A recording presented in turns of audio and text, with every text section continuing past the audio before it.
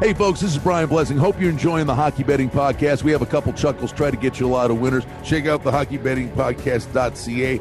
We got a number of books that have joined up with us and have incredible sign-up offers for you to play hockey with that first deposit. Get on board. Go to the hockeybettingpodcast.ca. Click the link, sign up, and have some fun with us. You're listening to the Hockey Betting Podcast with your hosts, Brian Blessing in Las Vegas and Cam Stewart in Toronto. This is the Hockey Betting Preview for Thursday, February 25th, 2021. And now live from Las Vegas, your host of the Hockey Betting Podcast, Brian Blessing. All right, folks, here we go. The Hockey Betting Podcast. I invite you to check out the website, thehockeybettingpodcast.ca. Click on the links, dive in, sign up, play along, and know that it's a marathon, not a sprint. Brian Blessing and Cam Stewart. I guess you say it that way, Cammy.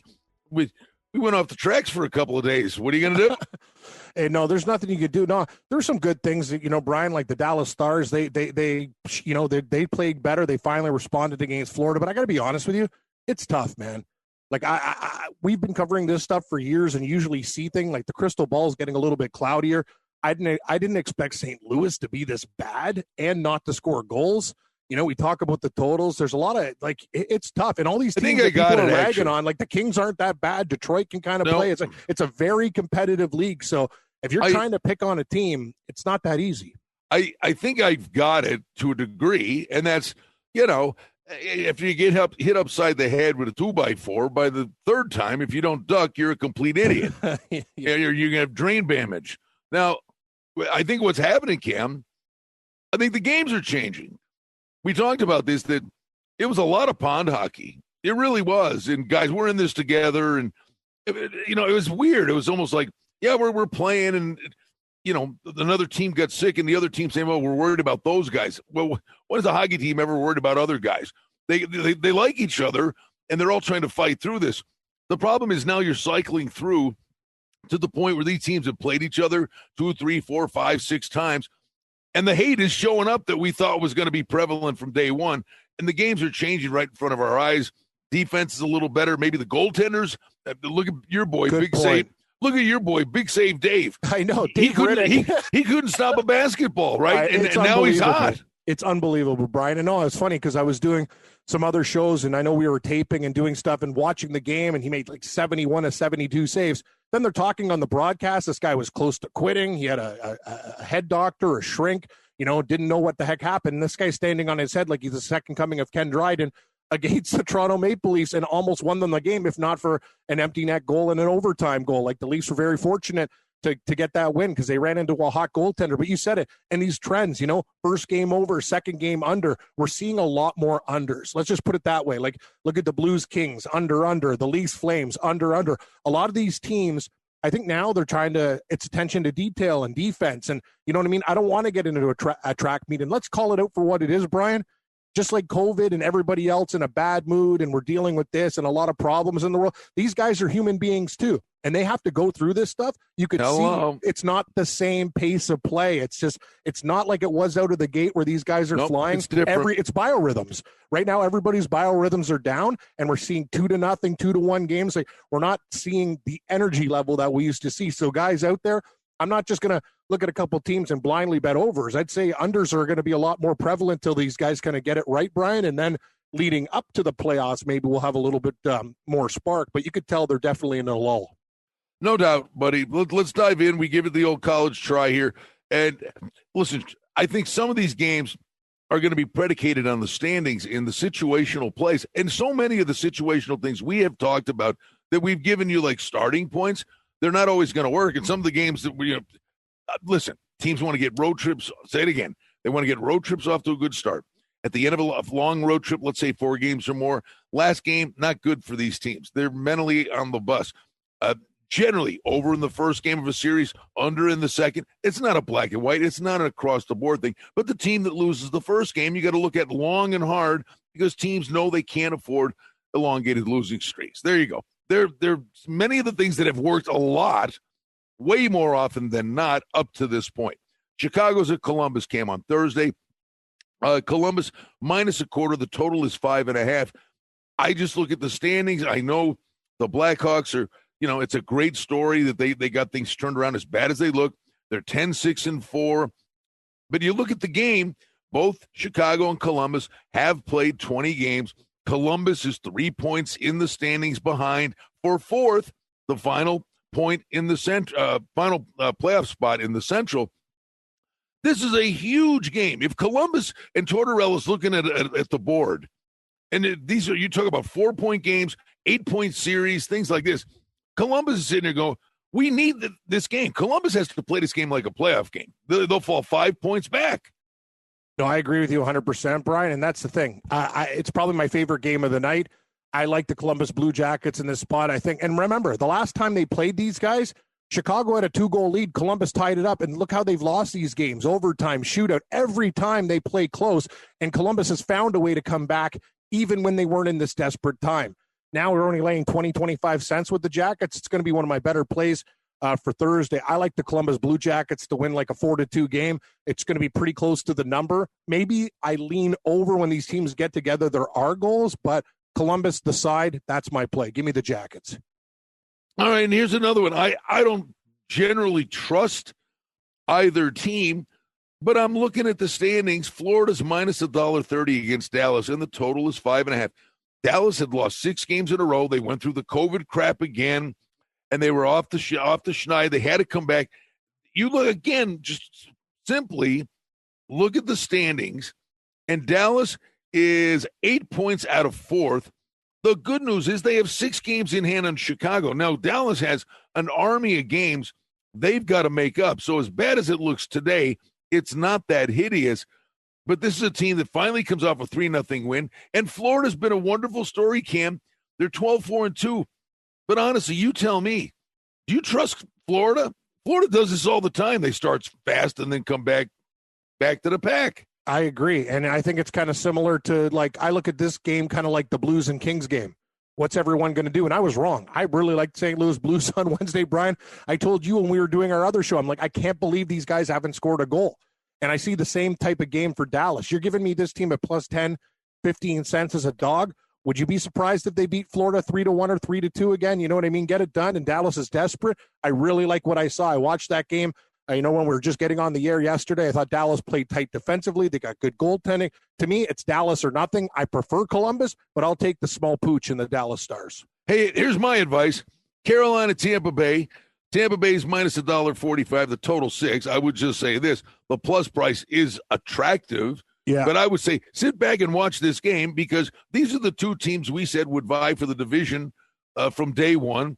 They're great teams. Either team can win this game. I don't think I'm not laying for $1.45 against Carolina because I think the world of Carolina. I just think it's a great hockey game.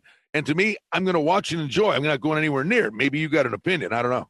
I got a small one, but I'm with you, Brian, and I'm getting sick and tired of Carolina losing to Tampa. I could tell you that. I even had them plus 1.5 clipped to a parlay with Dallas. You know what I mean? I'm thinking, I'll just get that goal. And what did they lose? It was 2-0, 3-0 after the empty netter, right? So I like Carolina at plus 120. I'm very hesitant to go play them again because it's tough. Tampa Bay is just a damn good hockey team. They're professional. And the thing about Brian is they don't have a lot of letdown nights. Like they got good young guys on the team. You saw Colton. He got his first goal the other night. It's just like they do things the right way. They get everyone involved. It's tough. Carolina, if they're desperate and they show up tonight, they are going to be a nice dog at plus 120. I'll probably play it for very small, but I lean to Carolina in a bounce back spot. And not totally confident because Tampa always seems to beat them. All right, you know what? Okay, and the information has been really sketchy on the goalie front. I mean, sure really, has. Yeah, really bad. Every time I play their game, it says Ryman, and they got that Russian guy who to put his name tonight, though, it's listed or at least projected. Well, it's saying confirmed, but I got news for you. I don't trust it. And the NHL's got to get their head out of their backside here. Tell us who the starting goalies are. But it is saying that McElhaney is going to be the guy. So that would even point you more. If you were going to play it, and I'm not, but it would point you more towards the Carolina side or maybe the over. But you know what, Brian, too, and I still like it, but I'm going to tell you these backup goalie things, like it used to be like a license to print money, but now I look at the player's mentality. It's like, say I was the backup goalie, right, and you're the starter. It's like, guys want to play. Hey, it's Cam's night, God, I know I'm the big cheese, but this guy's still part of the team, and they play hard for him. But McElhinney has got in the net a few times, so I do agree with that. Vasilevsky's head and shoulders better than him. I just kind of think everything points to Carolina due to Tampa Bay's dominance over them. I think Carolina's going to come out very angry. You know what, Brian? I actually might approach this game a little bit differently. I might take Carolina first goal or first period. Oh, something a little bit different. Hey, Pittsburgh and Washington. How about this one, buddy? I mean, basically, it's a pick with Washington at home. Pittsburgh wins the last game 3-2, total 6.5. We say, look at the team that lost the first game, the revenge spot. Listen, Pittsburgh got it turned around. Again, I just keep waiting for this. This is going to come back to the mean here, that this was a wake-up from Hextall and Burke. And I don't know, but it's not on the dance card. I had the over in their last game. It didn't get there. The total on the game is 6.5. I mean, I'd maybe take a peek at Washington in a revenge spot, but not for me. Yeah, I probably am going to play Washington small, Brian. It's funny, when we first started this show, I'm like, God, I don't like anything. Now I'm thinking I like about 4 or 5 games, and that could be dangerous because it's so unpredictable. But I do like the bounce back factor in Washington. But Pittsburgh scares me. You said it. They've been fantastic since Burke and Hextall have been there. The attention to defense. Everyone was blindly betting overs. Not so much every time they're playing now. They're have you seen Pittsburgh's underrun lately? Like this, that's the thing. It's a 6.5 total. Like I really want to step up with the over. I'm not doing it. For me, it's Washington, revenge spot. I like the Capitals. Don't love it, but I like it. Here's a really weird game. Calgary's at Ottawa. Calgary's at $1.50, $1.60. 6 or 6.5 is the total here. These two teams, we called this. And mark these things down. If a team gets pumped and really embarrassed, these guys have professional pride. Hockey players, for the most part, are accountable guys.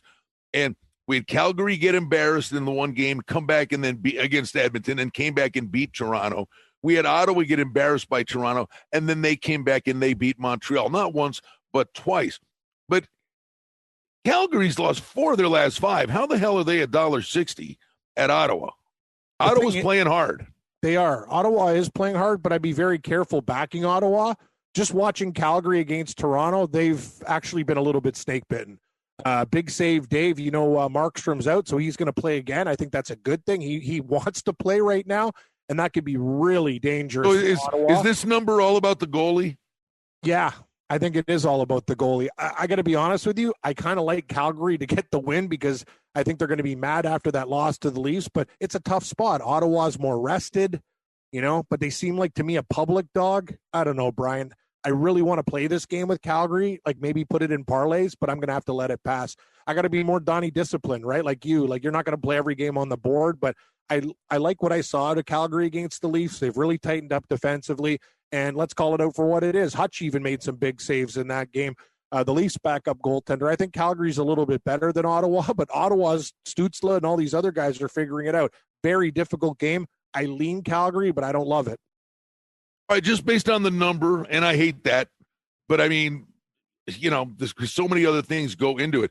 But Boston and the Islanders, Boston's $1.30 on the road. The total is 5.5. It's shaded to the under. I really could make the case that this total should be 5. The Islanders should decline penalties whenever they come their way because their power play is an atrocity. It is. Both goaltenders are terrific. The one thing we're getting here is and we didn't get the chance with Vegas and Colorado because they played each other. But Philly did beat the Rangers, but it's Boston's first game off the layoff and their first game, off the outdoor rink. I like the under, but.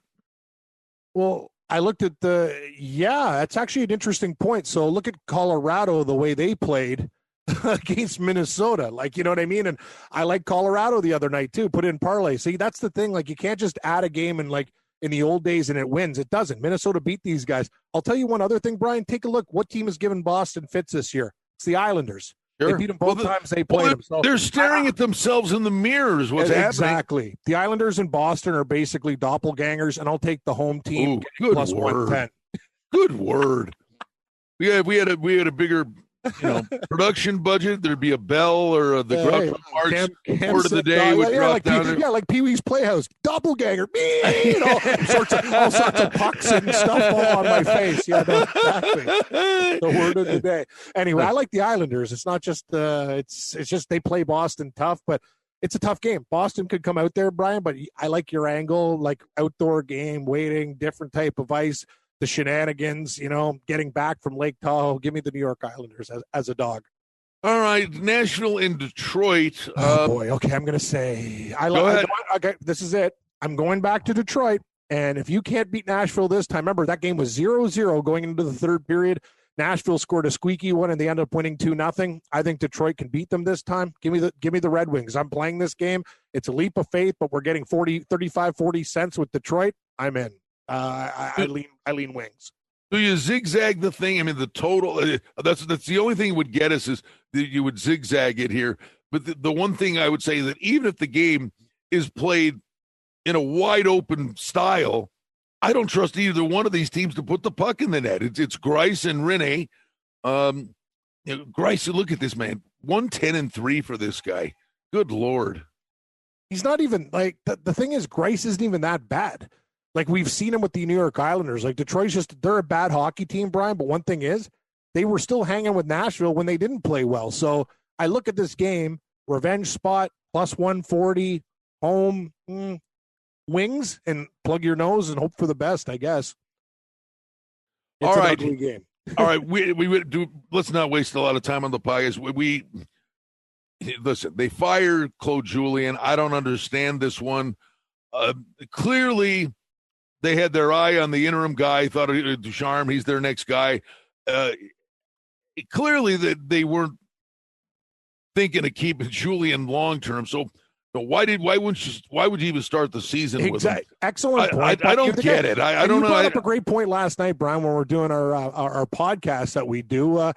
It's ridiculous. This guy's a cancer survivor too. Isn't like Julien had a health issue? Problem. Yeah, sorry, heart problem. He had a heart problem when they were in the bubble. That's the thing. Guy's got a heart problem, and you're firing this guy at this point in the season because you lost 2 games. And I told you I was angry last night. I think Carey Price and the defense got Claude Julien and Kirk Muller fired. I expect Montreal though after this type of thing to come out and be at their best. They got to win. They got to win this game. This team is ice cold right now. Winnipeg, they can beat these guys. I know. I remember.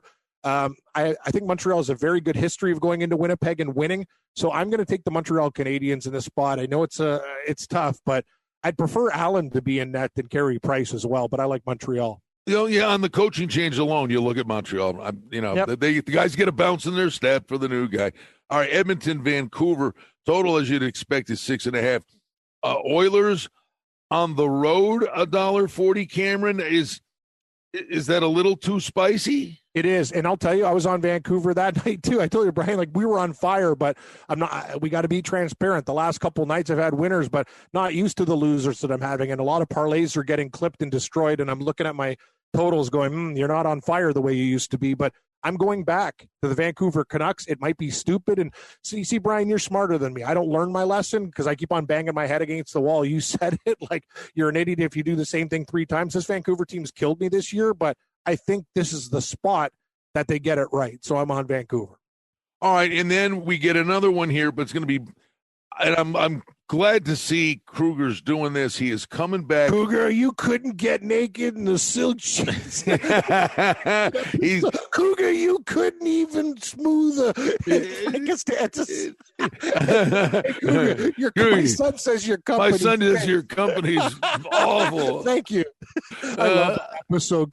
Kruger at Festivus, one of my favorites. You couldn't get with the silk. Where George airbrushes himself out of the photo at the beach. Oh, it's so good. But it's so good. I listen. Buffalo's got these guys' number. I believe. I think that they outplay them badly. I think the last couple of games, defensively, the Sabres are a mess. Ristolainen's been out. I'm telling you, Colin Miller's playing so bad, it's unbelievable. But they had this kid jump in. He's one of the studs from Providence, one of their prospects, Bryson, because Borgen's out for the year now. And this kid jumps in. He looked better than every defenseman on the team, save Dahlin.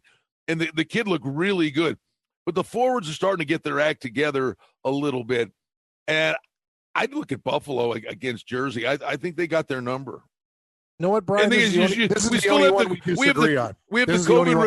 COVID revenge angle still in play, Cam. Yeah, I don't know. I think New Jersey needs to get it right that last game against Buffalo.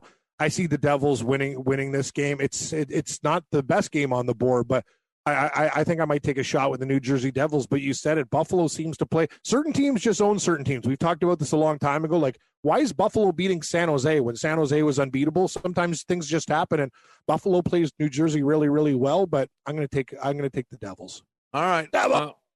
All right, we shall see how that one pans out. I keep saying I'm done, and what do? I keep. We're never done. No, I can't. But I sit down and I watch the Sabres and Devils tonight. I can't help myself. I can't help myself. I mean, you know what woke them up? They benched. They tried him on the first line. They put him on the fourth line. Now they sat him out. Skinner's making $9 million.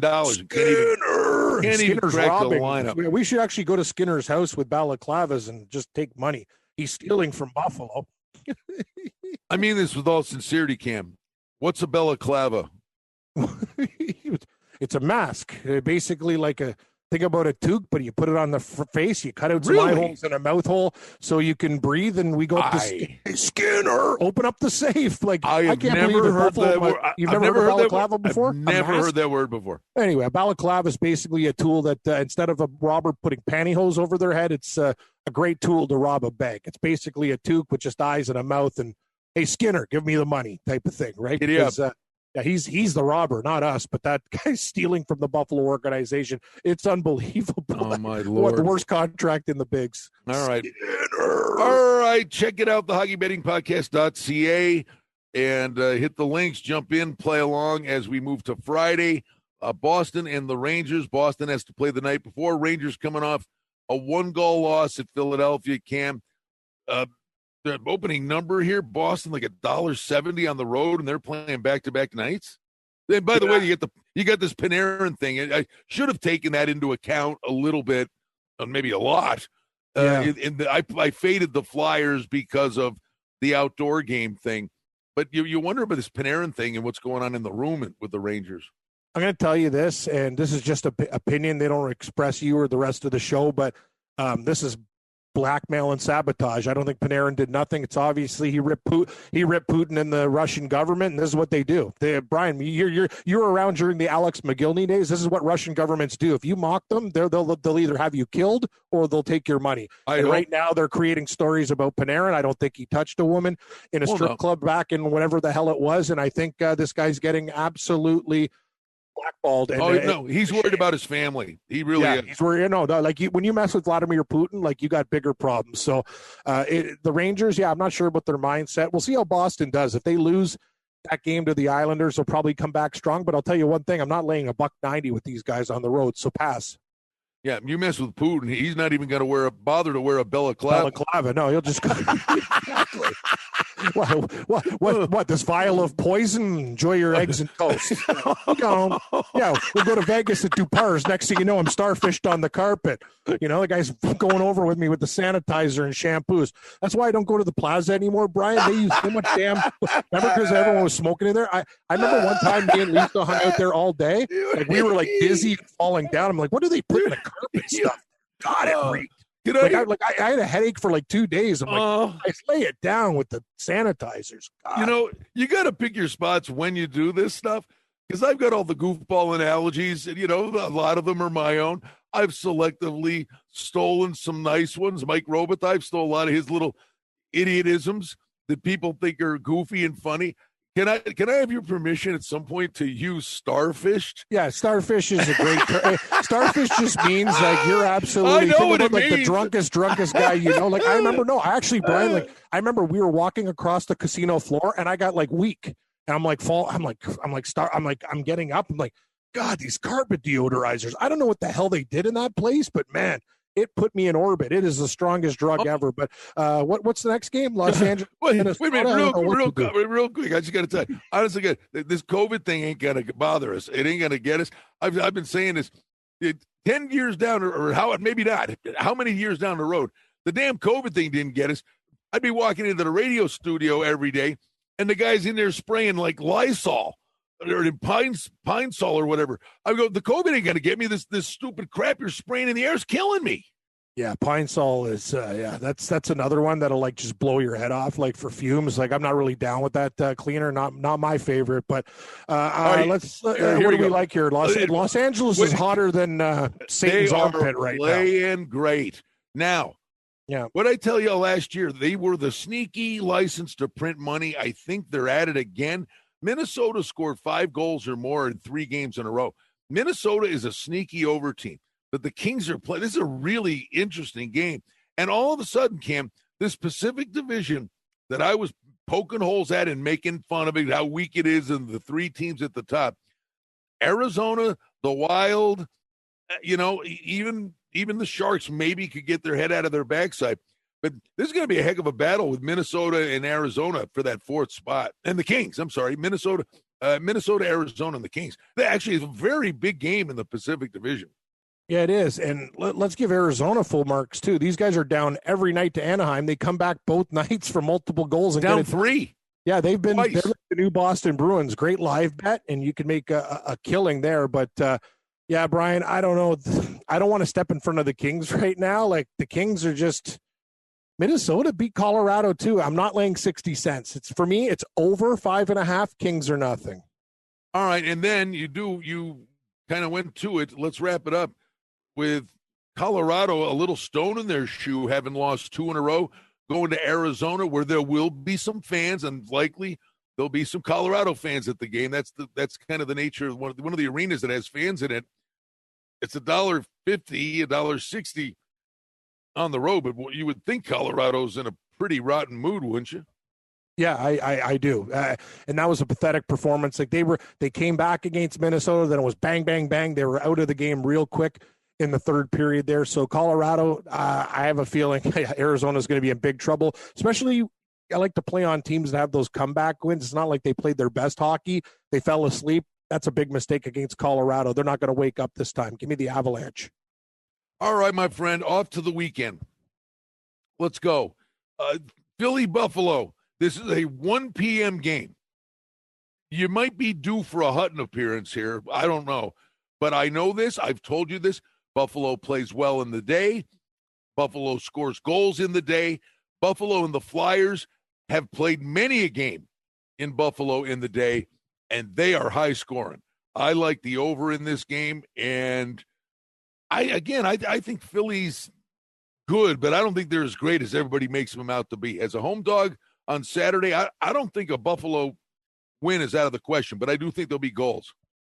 Yeah, I agree with that. I think Buffalo, actually, I probably will take Buffalo. Philadelphia feeling good because they beat the Rangers. Buffalo, they've been playing a little bit better. I got one for Saturday, too, and this is looking way far ahead, everybody. So just remember, me and Brian, if we like anything, maybe we'll tweet out something if it changes. But I like Columbus. Let's remember the last time Nashville played Columbus, that was a get-right spot for Nashville. They were the coldest team in the league, and they won. You talk about Columbus needing points, Brian. I think they go into the road. There'll be a nice price, and they beat Nashville. That's something I like for Saturday. A marquee game on Saturday night, Matthews, McDavid. Although Matthews blocked that shot, he went down. Yep. He went down like he was shot. Did he come back in that game, Cam? Yeah, he did. He did. Right. He played hurt, and it was funny. The Leafs kind of mixed up the lines yesterday, and I got to give the coaching staff a lot of credit. They went with Nylander usually, and he scored the tying goal and the game-winning goal, end to end. So I'll good move by them. These hockey players are something. You and I we were doing a podcast together, and I look up and I got a TV set up on the patio. It's like literally right in front of my face. I had my head down and I looked up, and it's just Scandella for the Blues on his knees, and I'm counting. It looks like about 7 teeth on the ice. How many? Oh my God! Did you ever see that? No, I haven't seen it yet. That's the thing. Like, yeah, I'm gonna take a look and find that out. No, these guys are insane. Like Dano Plan. Scandella, yeah, like he's done. Like that's the thing. You lose all your teeth, and the guy's like, "Yeah, don't worry about it, guys. I'll be back." Give him the old thumbs up. But hey, man, you said it. Scandella might not be the best defenseman in the league. That guy's tough as nails. I'm not gonna. Thing is, this is the rub. This is predicated on what happens on Thursday. Minnesota scoring goals. If the Minnesota LA game, the first game in Minnesota, is high scoring, I'm coming right back with a low-scoring game here on Saturday night. But I got to tell you, there's a caveat on it. We don't know what happened Thursday night. Exactly. That's the thing. So all these picks that we're giving on Saturday and Sunday are predicated on like what happens, and if we like a revenge angle and stuff like that. And remember, we can't even get goaltender information on the same day, Brian. How are we going to get it 2 days in advance? So these are things, guys. Double check that stuff and find out what's going on, because they've been very, very tricky saying like likely, but it's not confirmed. And there's been a lot of Houdini acts with the goaltending situations for sure. Vegas is at Anaheim. Cam, now here's the deal, where we say over in the first game, under in the second game. This is a one-off. This is just a game. But the first game of the 2-game set, Vegas over, second game under. They played again, first game over, second game under. This is a one-off, and Vegas had a game canceled against San Jose. They're going to get a light practice in. I think the fact that the San Jose game was canceled is a big boost for Vegas, because they've been riding Fleury like Seabiscuit.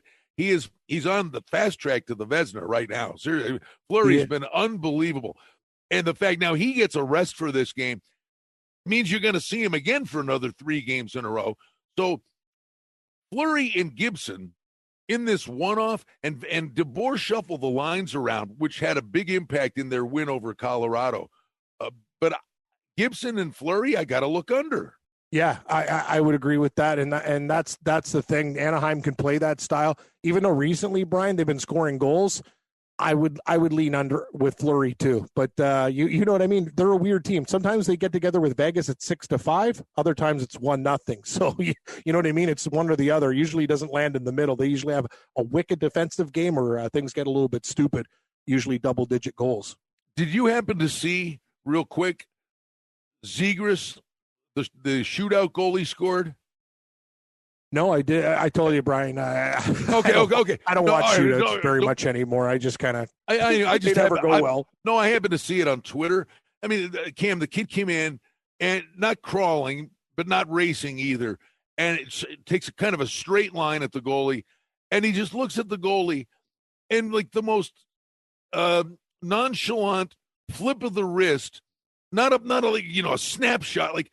But he was about 15 feet out, cherry picked the corner. I'm going, oh my God, look at this kid. He's going to be good. He is. No, I that's the thing though, Brian. It's just one of those things. Like when I see the shootout, it's like what we talked about on the podcast, just diminishing a really good sport. Like I just really wish one of us was in charge of something so we can change this thing and get to 3-on-3 overtime and get real results in games. I told you. Soccer's the most popular game globally. They have ties. I don't even care if hockey's tied after a 10-minute 3-on-3 overtime. What do you think about Sunday, Brian? These games are so far ahead. One more Saturday. One more, okay. and then we'll go. And I may have a real hard time talking you into this one.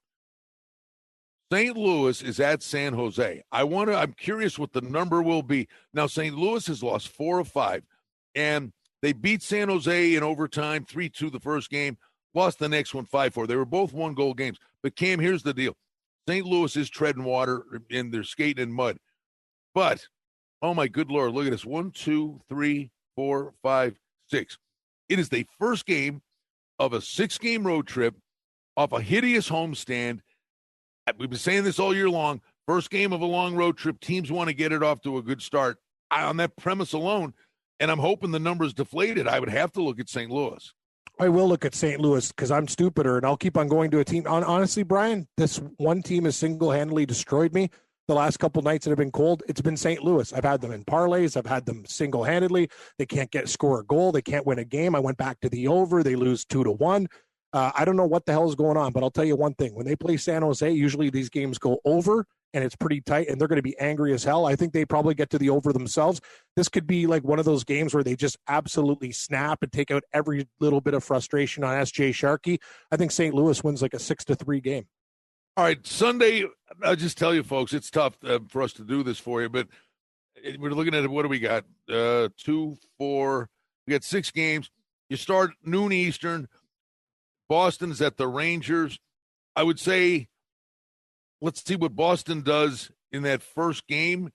Again, Boston's playing 3 games here since Thursday. So little mini gauntlet for the Bruins. The rub is, Cam, you got Halak or you got Rask. You're not getting hurt either way. No, you're not. But here's the thing about this game. Remember, Boston played the Rangers in that game at like minus 185. If they win, the Rangers could be in a sneaky spot. Also, guys, I've been noticing, I wish I had a database to like figure this stuff all out and lines fluctuate, but a lot of underdogs on the weekend and a lot of afternoon games with underdogs, right, Brian? Like you remember the Sabres used to be in that spot. They win those games as underdogs in the afternoon, early start. I kind of look at the Rangers. Maybe they galvanize themselves after the Panarin situation. If they get smoked by Boston that other game, I'm probably going to come back to the Rangers. All right, Philly, Buffalo, you get a back-to-back games, day games in a 24-hour window. My guess would be it's going to be Elliott versus Hutton. I think you may get both backups here. You may, but and I'll tell you one thing.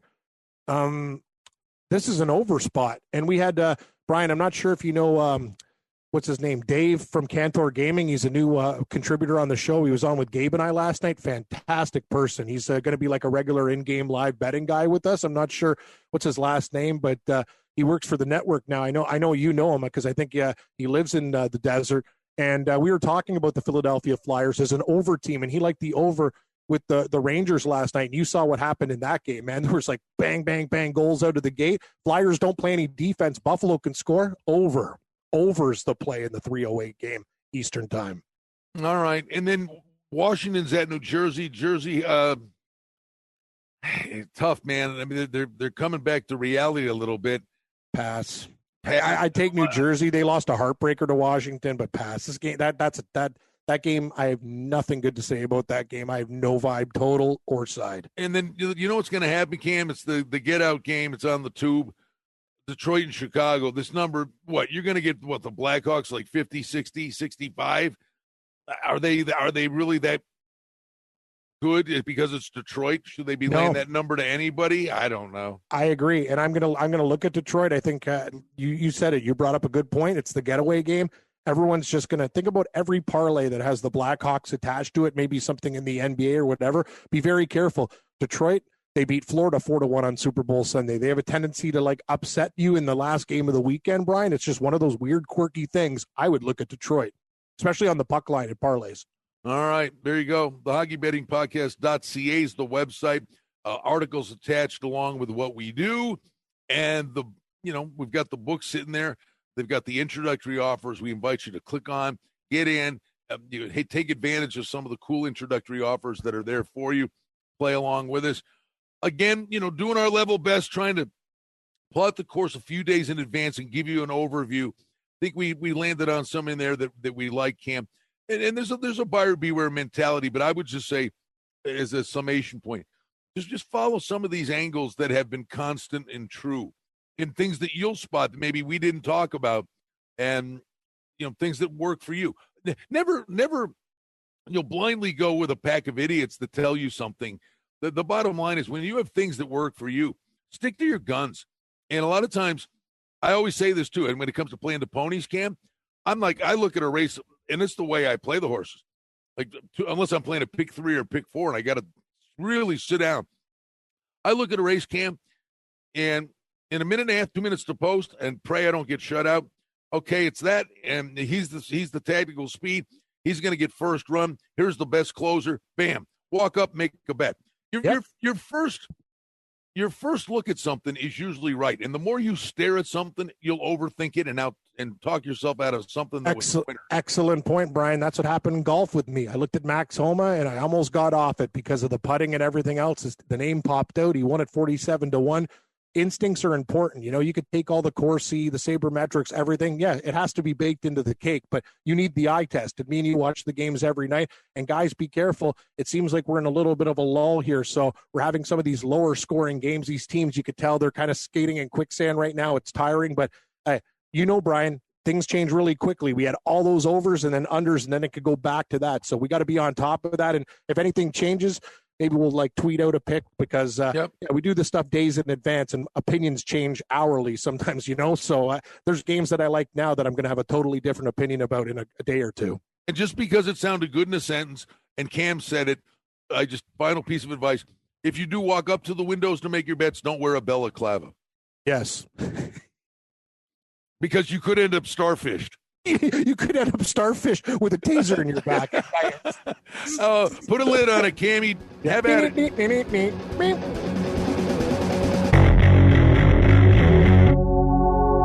Hey, folks, this is Brian Blessing. Hope you're enjoying the Hockey Betting Podcast. We have a couple chuckles, try to get you a lot of winners. Hey, we hope you like what you're hearing. And if you do, hit the subscribe button and give us a review, give us a rating. Most importantly, enjoy the hockey and keep coming back to the Hockey Betting Podcast. The handicapping and sports odds information contained on this podcast is for entertainment purposes only. Please confirm the wagering regulations in your jurisdiction as they vary from state to state, province to province, and country to country. Using this information to contravene any law or statute is prohibited. The podcast is not associated with, nor is it endorsed by any professional or collegiate league, association, or team. This podcast does not target and is not intended for an audience under the age of 18. If you think that you have a gambling addiction, stop this podcast now and please seek help. Gambling and betting on sports is a form of entertainment and should be about having a good time. But when done excessively, it may negatively affect other areas of a person's life, such as their physical and mental health, school or work performance, finances, and or interpersonal relationships. At the Hockey Betting Podcast, we're concerned about the addiction that gambling may cause, and for this reason, we encourage everyone to practice responsible gambling, an approach to gambling that helps you ensure that it remains an enjoyable activity. Here are the main principles of responsible gambling. Don't think of gambling as a way to make money. Always gamble with money that you can afford to lose. Set limits and stick to them. Never chase losses. Don't gamble when you're depressed or upset, and create a healthy balance. Always be aware of how much time you spend gambling or thinking about gambling. And do not allow gambling to cause you to miss out on time with family and friends or time spent on other activities you enjoy. By following these guidelines, gambling can be a good time and great entertainment. If you feel at any time that your gambling is taking away from important areas of your life, is causing you stress or depression, or is leading to financial losses that are beyond your control, please reach out for help. Learn more at responsiblegambling.org.